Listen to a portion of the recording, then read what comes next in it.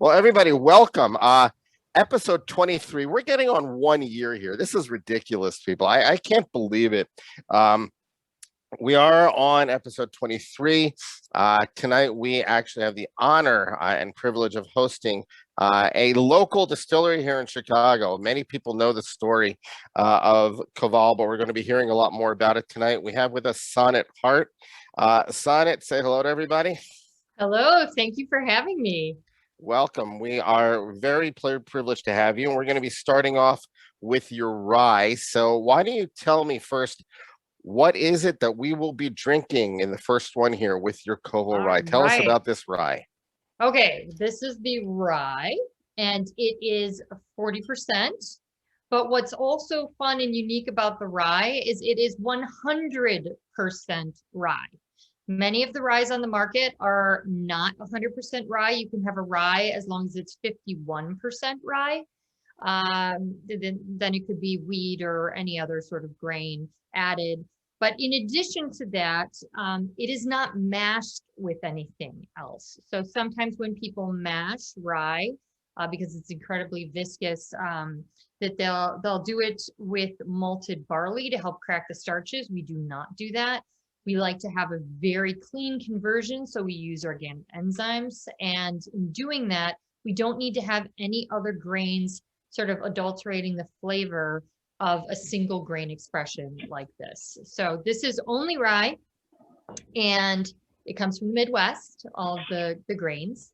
And Is it Illinois? The rye, is this rye from Illinois or is it from Wisconsin or Minnesota? It depends because we work with a cooperative of organic farmers. And so it depends on what time of year we get our grains. We mash different things in sort of 1 month to 2 month periods, sometimes with, special edition things in between. And so it depends on which farmers have, the grain we need at the time, but it's all Midwestern. I will say that all of our corn, however, does come from Illinois always. Because organic corn farmers are few and far between. We happen to work with a very well-known one. He actually even has like a very, very large buffer crop around his corn to keep it organic, sure, keep it, to keep it as totally organic as possible. Indianapolis. Pardon? Hold on a second. Somebody's talking. I think Eric, I think that Evan Kleberg might be, there we go. All right. I think we're good now. All right. Wonderful. So I do also want to thank you for these generous supplies. These were very nice of you to provide these samples to us. Yeah. And we very much appreciate that because actually your former employee, Jake Huckey, okay, Jake actually has transformed this group. And the way that Jake transformed this group is that we used to just do interviews. We weren't really doing samplings. We weren't, because the logistics of getting samples out to people, it's difficult when we're volunteers who have our own full-time jobs. And then Jake came on from Starward and, we scheduled him and he offered us a bunch of samples. I was like, wow, all right, I guess we can figure out how to do this. And then everybody since then, we've been talking to them about getting samples and getting things out to people, and it's worked. So whatever it is that Jake learned while working with you guys, it has ended up transforming our group. He's a good guy. Yes, of course. Yeah. Absolutely. Yeah, we enjoyed it. So I do want to ask you a very specific question about the rye. So I think I mentioned to you before this call started that I had one of the very first bottles of I think it was your Lion's Rye or your Lion's Pride Rye, which came out like about a decade ago or something like that. More than that. It was more than that. It was a while ago. So can you tell me how what we're drinking now is different from what you were making, what you were producing and selling to the public back then? Sure. I mean, there are a few very small differences. One of which is that, we are milling our own grains right now. So that's something that we were not doing in the very beginning. We had the grains milled for us just because we did not, we were just starting out. We didn't have, the money for large milling equipment in addition to everything else. As you can also see behind me, we use this still. This is a 5,000 liter still, whereas in the very beginning, we used a 300 liter still. So minor differences, but we've grown and changed our equipment a bit from the way things were in the very beginning. Okay. And we did get a question here in the chat. do you do the milling on site in Ravenswood, Yes, or is we that do everything on site in Ravenswood. In fact, there's even another difference, and that also has to do with the still behind me, is that we've worked very hard to create a level of consistency in all of our whiskeys. And one of the ways that we've done that, aside from, you know, our style, which uses only the Hart cut of the distillate, is also the importance of consistency in how it's distilled. And sometimes, you know, when you're distilling, you don't know what's going on in the still. There could be an aberration in the still. There could be a temperature fluctuation, a flow rate fluctuation. I mean, it's a large piece of equipment, as you can see. And so, you know, in those columns or in the helmet, you know, certain things could happen. But what we've done is we've set it all up with sensors everywhere so that we are never flying blind. So even if the temperature is off one tiny little degree, or the flow rate or anything along those lines, we're able to see it happening in real time. We get an alert and we're able to correct it. And that allows us a great deal of consistency in product, even though all of our whiskeys are single barrel. And that's something that we really pride ourselves on. And that has to do with including a lot of technology in with, you know, the art, because at the end of the day, it is an art and a science. And we want people to be able to, you know, get a bottle of our rye and then go back to it, you know, when they want to get it another time, maybe another year, who knows what it is, and say, oh yes, this is it. It is the Koval rye, and not, whoa, this tastes really different. And part of that is trying to figure out how we can be as consistent as possible. Got it. And is there any malting going on in any of the grains that you're doing? There is malted barley in the 4 grain, but generally no. We like to work with just the grains as they are. Okay. And sticking still with the grains, from the very beginning, you claimed and you stated that you would always have an organic process. Everything would be organic and kosher. Okay. Yes. So can you talk a little bit about those two decisions? Absolutely. I mean, with regard to organic, Robert comes from 3 generations of farmers in Austria that are also distillers. They have a distillery, a winery, and a farm, and all of the things that they grow organically. And so that sort of attention to the land and benevolence to the land was very important to us. And so we also saw the opportunity in, you know, making sure that all of our grains were organic, that we would help grow that industry. I mean, distilling, it's an agricultural business. So when we started out, we were small and we were purchasing only a small amount of grain, but now we're much bigger and we're purchasing a lot more grain. And so we have known farmers through the years that have had to actually expand their fields, that have converted more of their fields from conventional to organic because there's more of a demand. And we're really happy to be part of that process. So, you know, organic, it's not for us that we necessarily think, you know, the grains are going to taste better or any of that, but really it's about the approach to the land. And in that sense, we think it, no matter what, will taste better because, you know, it's not using pesticides. It's trying to work with the land in a way that is different than, Okay. you know, conventional methods. And With the regard kosher? kosher, absolutely. With regard to kosher, we're Jews. We don't want to leave anybody out of a good l'chaim. And in that sense, it's important to get our nice stamp to make sure that people feel confident and comfortable purchasing our products and bringing them to their celebrations. And so that's one of the reasons for kosher. But I would say that with regard to both kosher and organic, we feel that it provides the consumer with an understanding that we're okay with third-party oversight. You know, we have to let both of these organizations into our facility many times during the year, surprise visits, you name it, to make sure that we're doing what we say we're doing, that the ingredients in our bottles are the ingredients we say they are, that we're not sneaking anything in there. And you know, having those stamps also is another way for us to tell our fans and our consumers that we are happy about being transparent. No, that's great. I remember actually the first time that I experienced that I saw you guys was at one of the Binny's World of Whiskeys, a very early Binny's World of Whiskeys, and you had a table there. you were in a corner, there was some guy there in a corner, and he was sort of lonely. There weren't that many people there at first because nobody knew. And I went over and I chatted with him, and he told me the story, and I thought it was interesting. And I went away with a bottle that night. Right. Oh, Yeah, that's great. well, just get it all started. Yeah.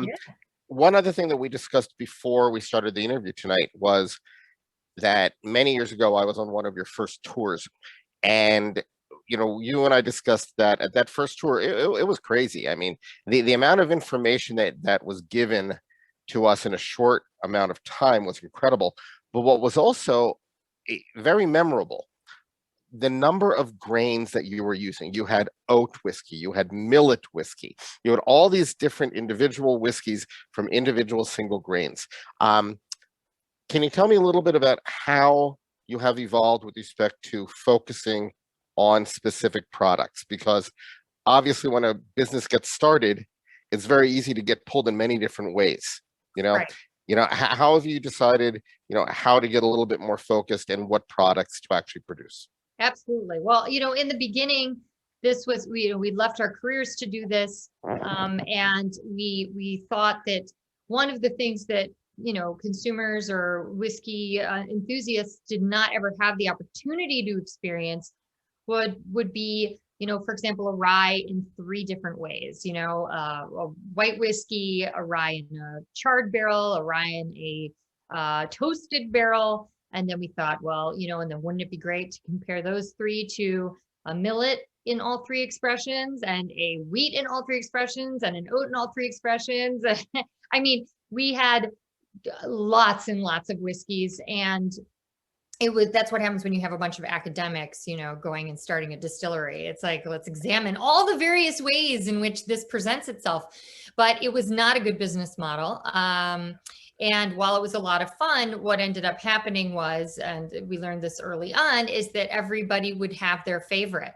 And then one liquor store would have a toasted oat, and another one would have the rye, and another one would have the white millet, and no one could ever find what they wanted because there was not any uniformity across the channels of distribution. So we had to, it was absolute necessity to focus. We were sort of worse than Starbucks. Right. Whose phone is that? So yes, I don't, sorry about that. No worries. Just want to make sure everybody was muted who was supposed to be muted. What you're bringing up there, though, with respect to focusing on the products, is that a business needs scalability if it's going to be able to grow. Okay. Right. You need to be scalable. Okay. And obviously, when you're trying to get on shelves of retailers, you need to be able to market saying we have this particular product set. What I want us to do right now is I'd like us to move on to the 4 grain. Okay, so a few people have come on a little bit late. I just want to repeat for everybody that we started with the bourbon. We started with the rye. Then we went on to the 4 grain. And then we're going to go to the bourbon. I also want to point out that we had a labeling issue with respect to the alcohol content. The rye is 40%, but the 4 grain and the bourbon are both 47%. That's very important. Eric Leader just posted that in the chat. And by the way, one funny comment I just received, Sonat, a private message just here from Rabbi Daniel Vaisrub, who just joined us. He sent me a direct message saying, and yes, I'm calling you out, Daniel. He said, sorry, I'm late. I was teaching a Talmud class on drinking on Purim. That's great. So that's perfect. I love it. That's great. So tell us about the 4 grains. So there are 4 grains in here. Tell us about the 4 grains, please. Absolutely. So the 4 grains in the 4 grain are malted barley, oat, rye, and wheat. But the main grains, the stars of this whiskey, would be the malted barley and the oat. We love the combination. By the way, they're not blended. These are all mashed together. So they we mill them all, and then they get mashed together. They're fermented together and distilled together. So what's fun about the combination is the malted barley brings sort of that bridge to this particular whiskey to those who like Scotch or those that like, malted malt whiskeys. But it has you know, so much complexity to it. So you have that malt, but you also have oat. And what's fun about oat is it has a very creamy mouthfeel. So we really like the creaminess that the oat brings to this whiskey, but also you get the spiciness from the rye and you get sort of the sweetness from the wheat. So it's a fun, complex whiskey. It's overproof. This is probably our most complex whiskey that we make. But I think it's, you know, it's delicious sipper, but it also makes some lovely cocktails. Okay, can you talk a little bit about the percentages that are in here? Because this is really good. This is delicious, but I want to know a little bit more. Like what are the It's pretty percentages of the heavy grains? on, yeah, it's pretty heavy on the malted barley and the oat. I would say, you know, more than 25% for each of those. Don't want to give out like, you know, I would say that the lesser grains are under 20%. Okay, got it. So barrels. Okay, Yeah. barrels, as you know, make a gigantic difference in what the final product is going to be. Can you tell us a little bit about your barrels? Obviously, bourbon requires virgin oak barrels to be called a Yes. bourbon, but others don't necessarily. So why don't you tell us a little bit about your barrels? Sure. You know, where you get them from, and what are the differences in the different barrels that you use? Absolutely. So we get our barrels from Minnesota. They're New American oak. They are weathered for a long time so that they're really nice and tight and ready to go when it's time. Our barrels are 30-gallon, and you know we are moving. We do have some whiskey in much larger barrels as well, but right now everything is still 30-gallon barrels that we're pulling. It is, you know, everything that we make is in New American oak. So we're Oh, okay. not using any other barrels for it. We have used other barrels to finish certain products on occasion. So, but those are really one-offs that we do. So we just did a rye that was that had a secondary aging in our peach Mm. brandy barrels, which was really nice. Oh, So once in a while we do that, but primarily it's all New American oak. Our barrels do have another life of their own. So after they have had, you know, their experience at Koval, they go on to Scotland and they age Scotch. right, which is happens to many of the barrels here in America because they don't have the virgin oak requirement that we have. How long are your products typically aged in the barrels? Absolutely, up to about 4 years. But we pull them based on flavor and consistency and not a specific age. So we wouldn't just go and pull something because it's 4 years old. We would want to go and make sure that it has the same flavor profile as what we are going for all the time. And obviously there can be some fluctuation because of weather. If we're having an extremely hot summer, that could affect things. And so sometimes if a barrel does not meet the consistency of the flavor profile we're going for, it gets pulled for a special project. So either it becomes a special barreling, a special barrel, it will release it as something different because we don't want people to feel that there's all that much fluctuation in our mainline products, even though they're single barrel. Speaking of your mainline products, you know, I'm trying to follow some of the questions here in the chat. I can't get them all, but your gin, okay, your barrel aged, you know, your barrel aged gin. With what barrels, you know, are used for that? Or are those also virgin barrels? No, those would be our whiskey barrels. So they're primarily aged in the rye.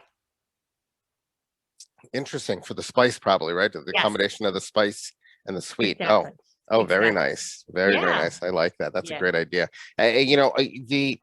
You know, the fact that these are 40, you know, that the rye is 40% and the other two are 47. One thing we've noticed is that a lot of distilleries are going towards this bottled in bond, standard that's out there. You know, the 50%, has to be 50% in at least 4 years. Is that something at all that you've considered, or is that not on your horizon? I mean, it's a marketing tool. Ours are pretty much all bottled in bond. Okay. So it's, we may go down that road, but we just haven't felt like Okay. I mean, obviously, people like putting it on the bottle. I mean, and Yeah, it definitely does stand out a little bit on the shelves. So that's one of right. the reasons why they're doing it. Yeah. Um, so what is it about the Midwest? Okay, Mhm. why is it that we are seeing so many distilleries producing really good product here in the Mhm. Midwest? I mean, Journeyman, your friend Bill Welter, who used to work Yes, with you, of we course, interviewed Bill many months ago. of We've course. got Whiskey Acres, we have Opadon, we have the Blom brothers. I mean, we have people all over the place here Got in the Paul, a Midwest. few. Yeah. Right, Paul at Few, we interviewed him, of course. He Mhm. also had a really good 4 grain, his American whiskey. Um, why the Midwest? Why is this become such a hotbed of distilling? Well, I'm surprised it, wasn't always this way, to be honest. I mean, the Midwest, we're the bread belt. We have access to incredible grains. Our grains are really, I think that, the ground in which things are grown does make a difference. I mean, we've distilled grains from other parts of the United States for other brands and have noticed there are differences in the grain, particularly rye. We've distilled some rye for another distillery from up east, and it looked different than our rye that we get from the Midwest. So I'm sure that there are differences. And aside from that, I mean, I feel as if there's a wonderful community in the Midwest that is really interested in doing things, from the ground up, not necessarily, sourcing. These are people that really want to have like a distillery where they're making things grain to bottle, and that's been very exciting. So, and I would love to think that maybe we had a little hand in it in setting up so many workshops. I mean, with our consulting arm, we've brought people to the Midwest to learn. We've educated over 3,500 people in the art of distilling. We've set up over 200 distilleries turnkey for others all over the world, many of them in the Midwest. We set up the first distillery in Jerusalem, the largest distillery in Uganda. So, we like to think that we're making the Midwest a place in which people can learn how to do it and do it well.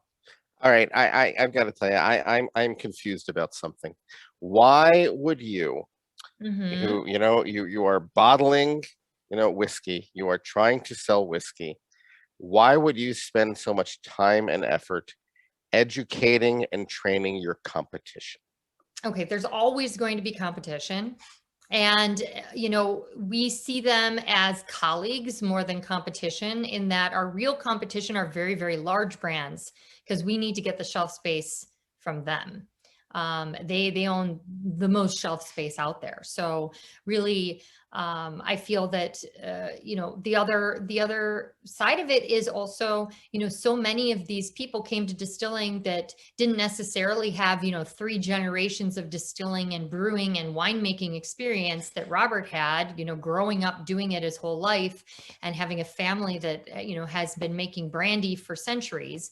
And so being able to make sure that those that want to go into craft know what they're doing and are able to do a fabulous job and also have the equipment that they need to achieve it, that's going to rise everybody's boat. That's going to make sure that people who try, craft in Michigan are going to want to try it in Illinois. They're going to want to try it in Oregon. They're going to want to try it in Florida.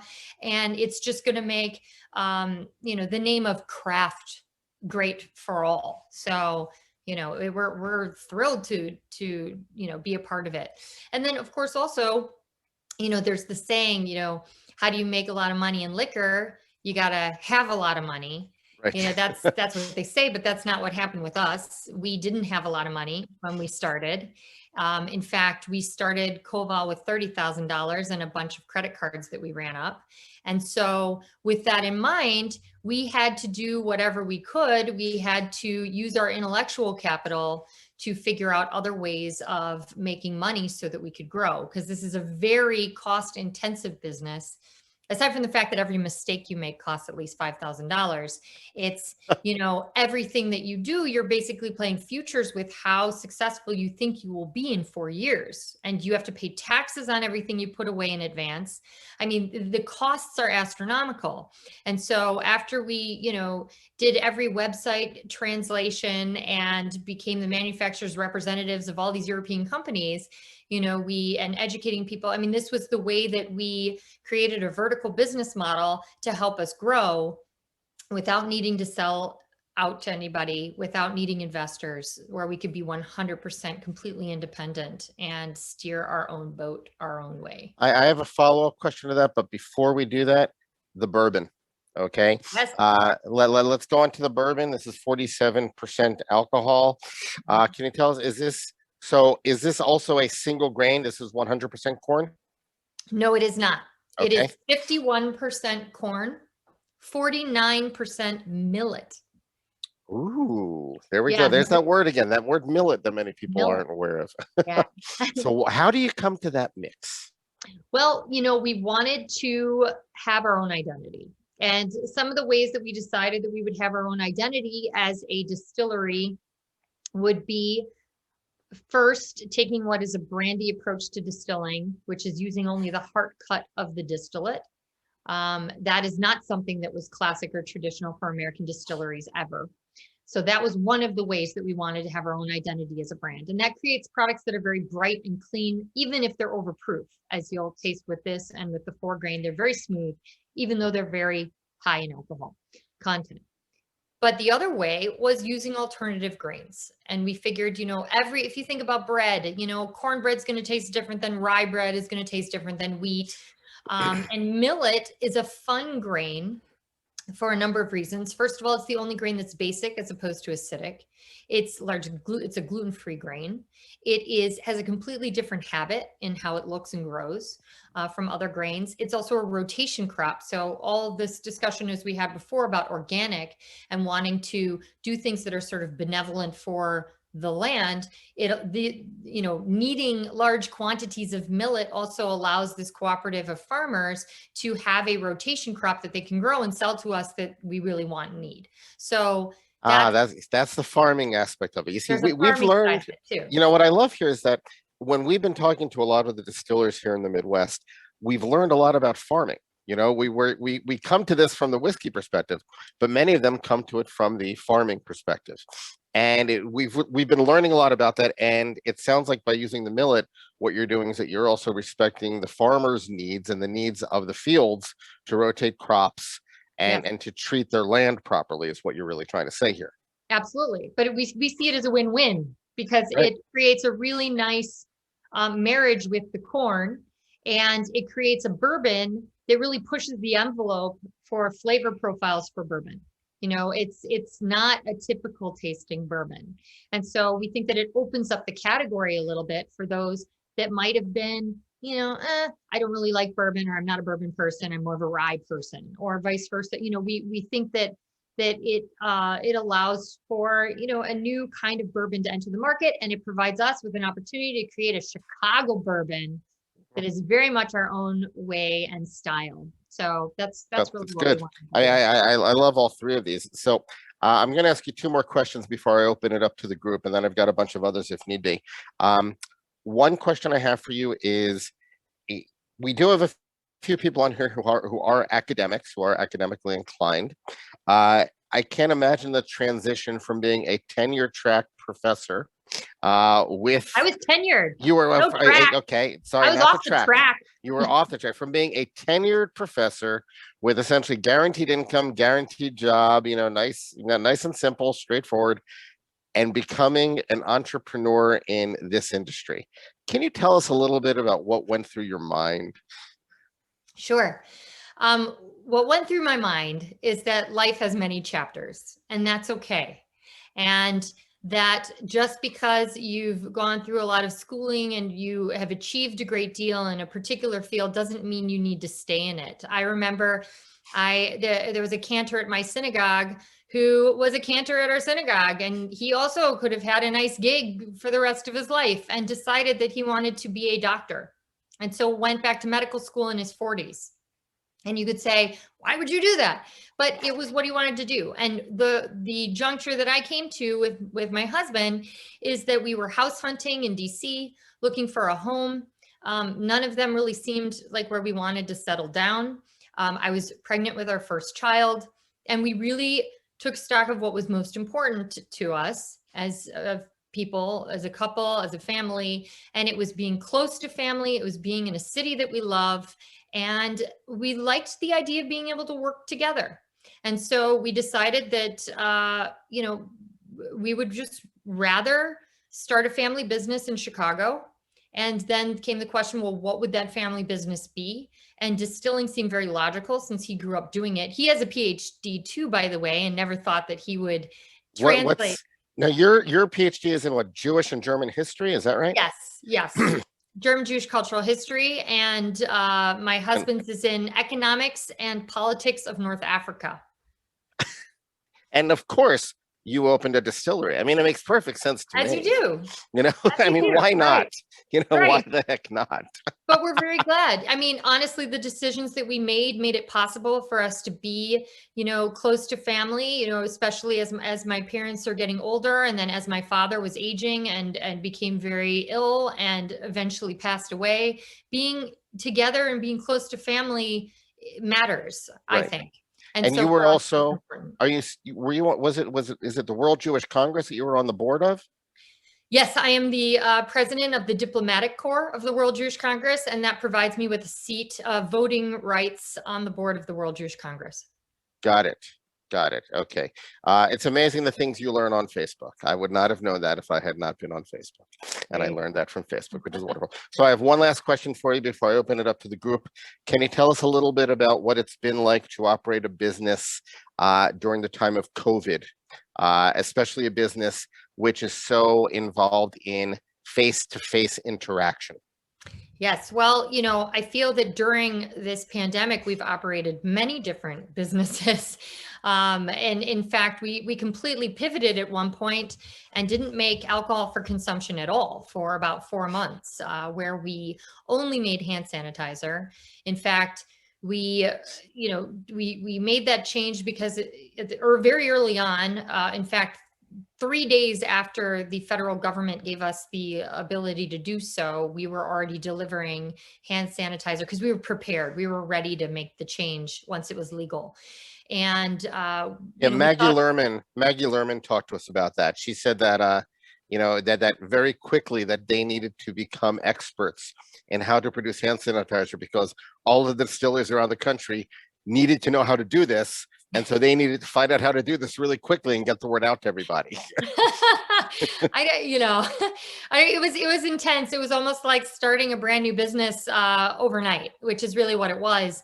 And we thought that we would just make a few batches and donate it, and that would be it.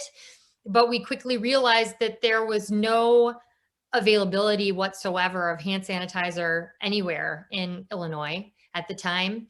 And once word got out that we did it and we donated it, we had every single medical institution reaching out to us and other institutions. We had Cook County Jail reaching out. We had, there was so much need. We had the heads of ambulance companies calling us saying, we need hand sanitizer, whatever you can give us. Our drivers still have to take people to the hospital and they have no fresh gloves, nothing to sanitize their hands. They were using vodka that they brought from home. Oh my God.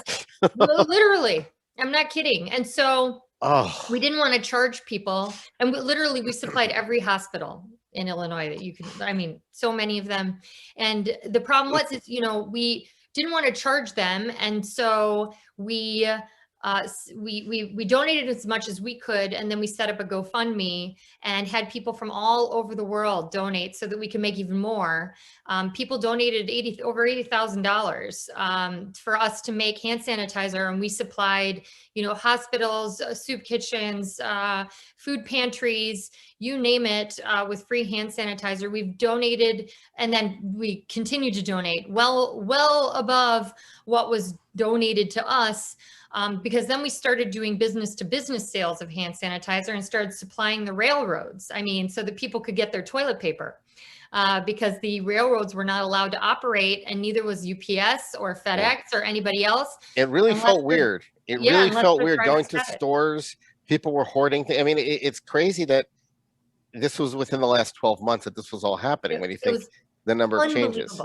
It was unbelievable. And we had to create an entirely new logistics structure because we don't deliver. We don't do logistics. And so we had Right. an entire volunteer network helping us deliver the hand sanitizer to all the hospitals and, mental institutions and nursing homes and you name it, that we were donating to. In fact, every single alderman in the city of Chicago we donated to their wards, and they came and picked it up and brought it to their wards themselves. It was really amazing experience. In That's fact, it incredible. was And incredible. the business, you stayed safe and clean for the most part.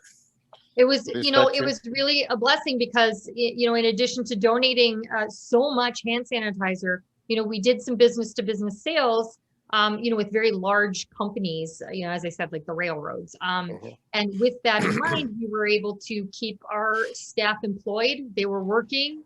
Um, That's great. it worked out. It helped us, get through this, which was really Wonderful. incredible. That's great.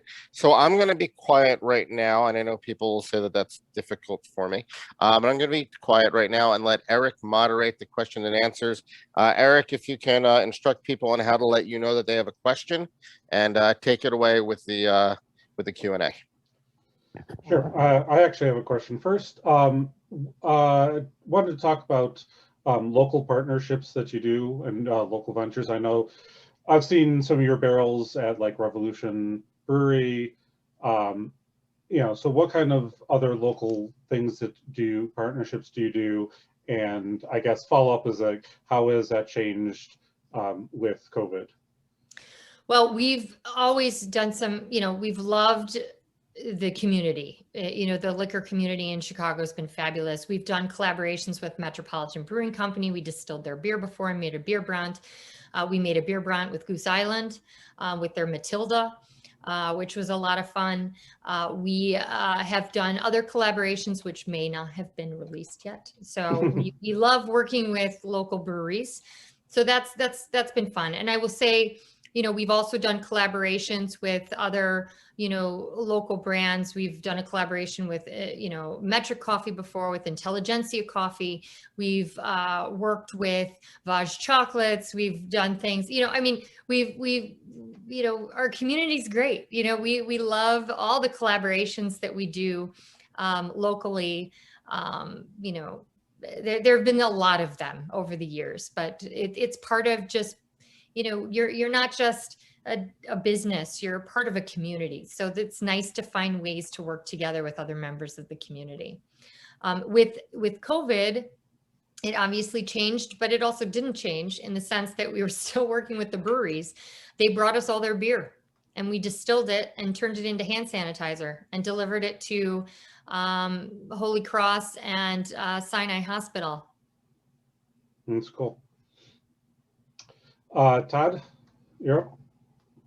Yeah, that sort of leads into my question, and it may overlap quite a bit, but talk a little bit about why it's important to remain in Chicago, particularly as you've scaled up in operations over the years. Clearly, you could find cheaper real estate elsewhere. I'm just fascinated why we can find a distillery of your size and scope and quality just down the road in the middle of Chicago. Well, this was our exit strategy to get to Chicago. I mean, these were our Koval is our ruby slippers. I mean, we wanted to be in Chicago, and this was our way to do it. Why would we ever leave? This was, we wanted to do something that we could be proud of, that, the fact that we have distilled in Chicago on every bottle, and we go to Japan to a trade show and we can say we're from Chicago and this is what we do in Chicago. It makes us happy. I care very much about the city. I'm also a volunteer for the city in many ways. I sit on the board of McCormick Place. I love the city. I grew up here. The city, was the answer to a huge rift in history for my family. They came from Vienna. They came to Chicago, and bringing other family members to Chicago right before the Nazis sent the rest of them to concentration camps. I mean, we love the city. The city's done many things for our family, and we would never want to leave. I mean, We could, it'd be cheaper, but it's not about that. You know, we don't do this. This is not about money. If you want to be perfectly honest, it's not about money. If it was about money, we could have sold many times over and gotten the boat and not cared. But this is about more than that. We're having fun. We have a family business. I get to work with my husband and I actually enjoy doing that. I get to have my kids close at hand. They understand what their parents do. My sister gets to design our labels. I mean, this is fun for us, and we get to do it in a city that we love and appreciate and want to be a part of in many different ways. And so that's why we're your neighbor. Debbie?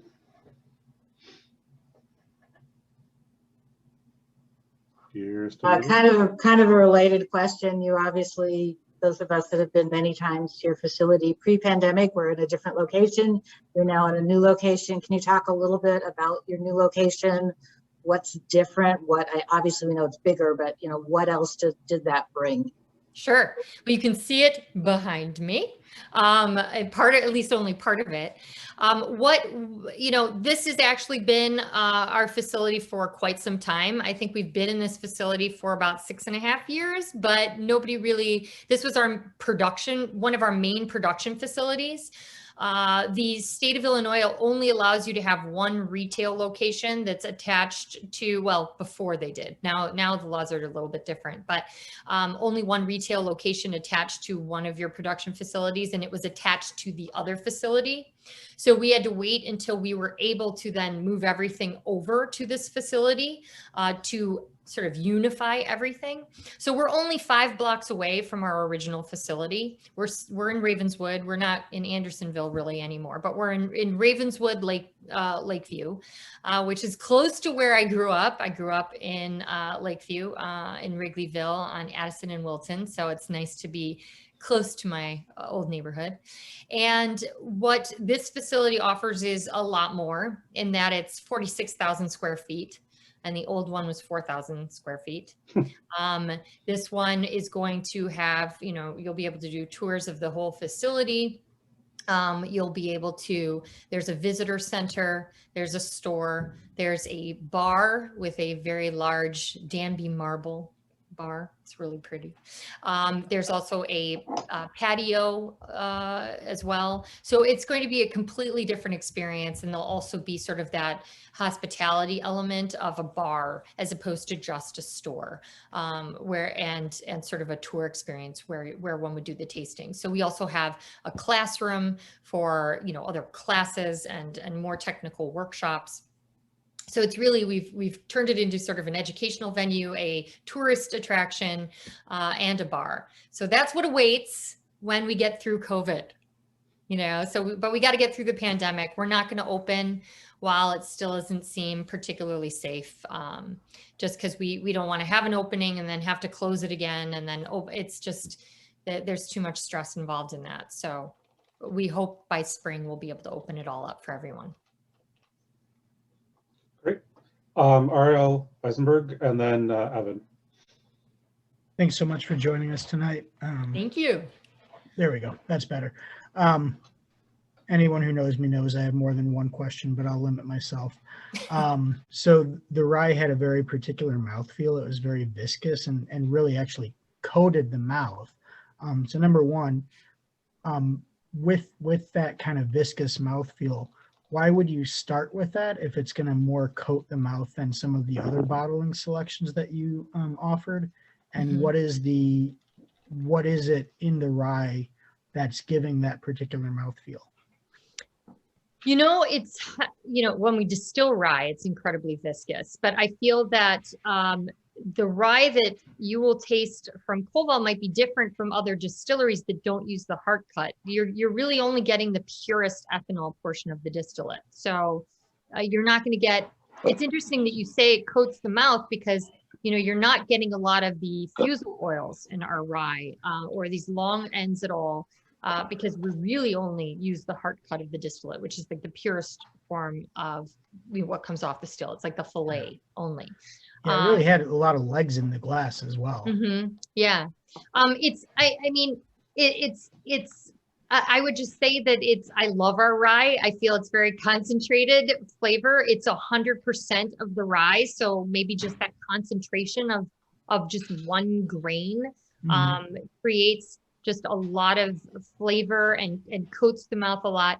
I started with the rye because it's a much lower proof than the other ones. But I also started with the rye because there's also rye in the 4-grain. So you can sort of go from this is pure rye and then to this is rye in wheat. Interesting. You know, so Thank you. in that sense, that was my logic behind it. Awesome. Thanks. Of course. Ariel, you can ask about the luminalities. Yes. Which pairs best with Lumalnati's? That's tricky. I mean, the way I pair things is based on mood in a way, and it's sort of almost like, you know, what perfume are you going to wear, or what dress are you going to put on? It kind of really depends on the mood or the moment. Yeah, there you go. And so, you know, also based on how you're feeling. Because I feel like whiskey, just like music, just like perfumes, they have the ability to mark time. So it's sort of, if you're having a special moment, you want to mark it with something special, you know, you can have it with, you know, if you really like the rye, you can have it with the rye, but then when you go back to the rye, you'll remember that special moment. So it depends. It depends on what your perspective is. I think that all the whiskeys taste great with Lou Malnati's. Evan Kleberg. Hey, thank you. So I will say that this interview started in Kentucky for us after we had dinner at Whiskey Kitchen. So that was a nice start, and then the whiskey interview. So thank you. When you go from a 300 liter still to a 5,000 liter still, how does that affect the recipe? And you know, how do you test that? How do you change it if there is? I mean, if it's same recipe, just you're scaling up, you don't have to do anything. But how did you make sure that when you went to the bigger still that you still had the flavor profile and quality you were looking for? Absolutely. Well, we still use the same recipe. So there's that consistency, but we also use the same style of distilling. So we're still only using the Hart cut of the distillate. And that's one of the, you know, biggest indicators of our brand is almost that flavor that you get from just the Hart cut, in addition to the unique grains. And so our rye was always 100% rye. So it still is 100% rye. There are things that we do with this still to create a lot more consistency, as I said before, because we monitor everything that happens at every plate, at every step of the way. And there's no opportunity really for anything to happen while it's distilling that could change the nature of the spirit. So then really the only differences could be in the aging. And as I said, we also want to have consistency of the single barrels. And so anything that is, you know, tastes different because maybe it was an incredibly hot summer or a particularly cool one, and might, you know, we might let it either stay in the barrel a little longer, or we might pull it a little sooner, just depending on the desire for consistency. So that's really what we go for. Great. Excellent. Eric, has anybody else raised a hand? Sure. Michael, yeah, Nolan. I was trying to let other people get in. I'd like to explore a little more the aspect of the kosher nature of your whiskey and your approach to casks specifically. I know with bourbons and ryes, you're using New American Oak, but obviously with other expressions, you don't need to. Are you using all new oak casks purely to help fulfill the kosher nature of the situation? No, not at all. I mean, we would do whatever we needed to do to fulfill the kosher nature of the situation, whether, you know, if we wanted to, you know, age it in something else, it would obviously have to be kosher. So if we wanted to get wine barrels, we'd obviously have to get them from a kosher winery. So there would be, you know, rules involved in all of that. That being said, the reason you know, we, you know, we, so there's not really any reason that relates to kosher for that. It's Okay. more of us just wanting to make sure that all of our whiskeys have a level of consistency to them. So we wanted to have them all be in New American Oak. So that we like a particular flavor that is very clean and bright, regardless of whether we're distilling, you know, a wheat or a rye or a mixed grain mash bill, such as the 4-grain or the bourbon. They all have sort of a level of overlying consistency to the way they're distilled, the way they're barrel aged, and all of our mainline products will be done in that sense the same. If we do other things that are different, they won't be part of the main line of our distillery. Okay, thank you. Yeah. Paul? Thank you. All right, so I'm looking at the still behind you, and if I understand correctly, that's a hybrid still with the, not pot, but with the pot and then the columns. Yes. So going from the new still to the old still, are you getting similar reflux from the still? I know in Scotch whiskey, especially with the pot stills, the reflux is something that a lot of people talk to us about. Can you give me a little color on that? Sure. I mean, we had a hybrid still before. So, you know, we're not, it's not like we're going from like a pot still to a hybrid still or a continuous still to a pot still. The variation in that sense, there's not going to be much. So, what we went from was still that could not have the level of variance in rectification as the one behind me. So if we needed it further rectified, we would have to redistill. Whereas this still is much more flexible in that we can get complete rectification or take it down. We don't need to use both columns. We can use one column. We can use a half a column. You know, we can go right to the condenser if we wanted to.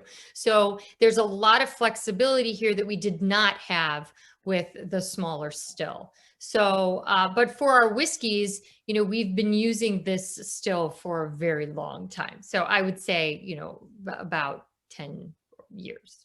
So, you know, the other still transitioned to be more of a brandy still. We would do, we've done rum on it, which we haven't released yet, but, you know, so other things that don't require as much rectification necessarily. Got it. Great. So it is almost 8 o'clock already, Sonat. I can't believe it. Wow. It's yeah, time flies. It really does. Time really does fly here. What I'd like to do right now is if everybody could please unmute, and if you are so inclined, please make sure there is something in your glass. I keep going back, Sonat, by the way, to the 4-grain. I love it. I think it's great stuff. Right. I mean, the 4-grain really does speak to me. I think it's great. And it's funny because I am a rye guy. I probably have more ryes on my shelf right now than bourbons, but this 4-grain I really like a lot. But if everybody could just join me in saying cheers and thank you to Sonat Hart. Thank you. Thank you. Thank you. Thank you. Thank you. This was On our drives. yeah, I love that you guys are driving in the middle of nowhere on the way here and you're listening to us. Evan, That's as long amazing. as long as you're not sampling this while you're driving. Right, exactly. Trust me, I was tempted. Okay, so let's Eric, if you could before you stop the recording, just again, Sonat, thank you so much again Such a for pleasure. everything. This was wonderful. Everybody, l'chaim.